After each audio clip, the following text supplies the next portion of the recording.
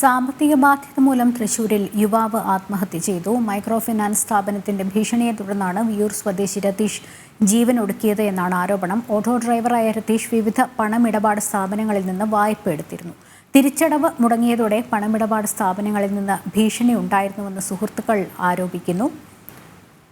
വിവരങ്ങൾ നൽകാൻ മനോജ് ഉണ്ട്. മനോജ്, സാമ്പത്തിക ബാധ്യതയാണ് യുവാവ് ജീവനൊടുക്കാൻ കാരണമെന്ന് മനസ്സിലാകുന്നു. മാത്രമല്ല, ഈ മൈക്രോ ഫിനാൻസ് സ്ഥാപനങ്ങളിൽ നിന്ന് വായ്പ എടുത്തിരുന്നു, തിരിച്ചടവ് മുടങ്ങി, അവരിൽ നിന്ന് ഭീഷണിയും ഉണ്ടായിരുന്നു എന്ന് വേണം ഊഹിക്കാൻ. എന്താണ് ലഭിക്കുന്ന വിവരങ്ങളും സൂചനകളും ഒക്കെ എന്താണ്?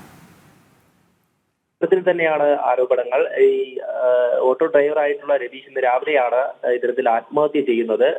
വിവിധ സാമ്പത്തിക സ്ഥാപനങ്ങളിൽ നിന്നും ഈ രതീഷ് വായ്പ എടുത്തിട്ടുണ്ടായിരുന്നു. ഈ സാമ്പത്തിക ബാധ്യത കൂടുതൽ തന്നെയായിരുന്നു. തുടർന്നാണ് ഇത്തരത്തിൽ ഈ മൈക്രോ ഫിനാൻസ് സ്ഥാപനങ്ങൾ ഇദ്ദേഹത്തെ കൂടുതലായി വിളിച്ചുകൊണ്ടിരുന്നത്.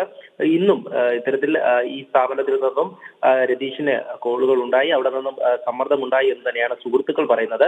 ഈ തുടർന്നാണ് ഇത്തരത്തിൽ ആത്മഹത്യ ചെയ്തതെന്നും സുഹൃത്തുക്കൾ പറയുന്നുണ്ട്. എന്തായാലും ഇത്തരത്തിലുള്ള സാമ്പത്തിക സ്ഥാപനങ്ങളിൽ നിന്നും വായ്പ എടുക്കുന്നവരെ ഇതിനു മുമ്പും തൃശ്ശൂരിൽ ഇത്തരത്തിൽ ആത്മഹത്യകൾ സംഭവിച്ചിട്ടുണ്ട്.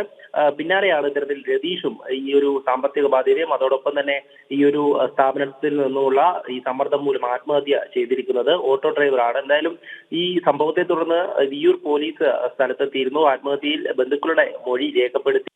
ഈ വീട്ടുകാരുടെ മൊഴി അസ്വാഭാവിക മരണത്തിന് കേസെടുത്തിട്ടുണ്ട്.